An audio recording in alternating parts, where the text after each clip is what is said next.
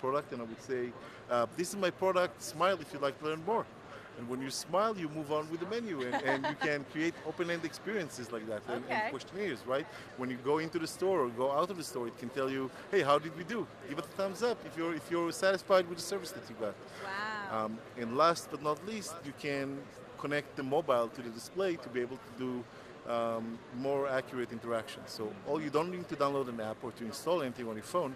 All you have to do is aim your camera to the window, and you have a little pop-up comes up. When you click it, you are now in control of the display.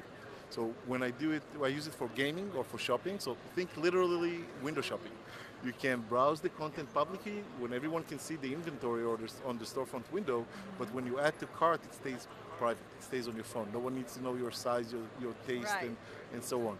And you can also continue the experience on the subway or at home. So it's really a part of omni-channel experience where people start the experience at the storefront window, the first place where they met your brand, but they continue it inside, outside, at home, or on the road.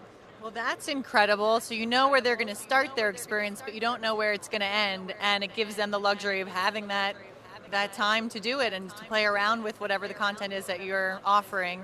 And that's really neat. So you're really working with retailers, but you're also working with developers and owners, right? Of course, I think that one of the advantages that we have when we supply our system to owners and property managers is that we are able to, first of all, report not just people count, but give them full profile of demographics and understand who's on their street. And that in turn will help them shorten the time that it takes them to lease. Besides having a beautiful presentation of the property and a point of contact where people can take virtual tours of the store without having to come in and set up an appointment. Right. And if they actually liked it and they use the app to set up a meeting with the broker, they already seen it. They already have some ideas about what they want, and if they like it, they just want to test and see it with their own eyes.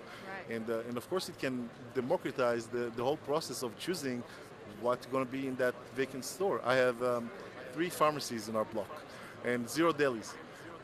And if I had a vacant store there that would ask me, hey, Omer, what would you like to see here? Give us the thumbs up if you want to see a deli.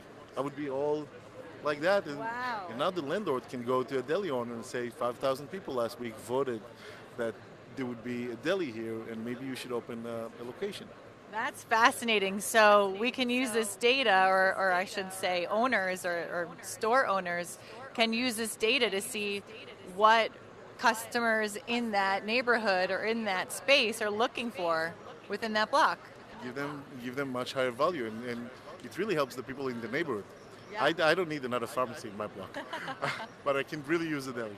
So if we're able to democratize this process and help people have some kind of influence in what they're going to see around them, I think it's going to be it will lead to better results and better conversion rates.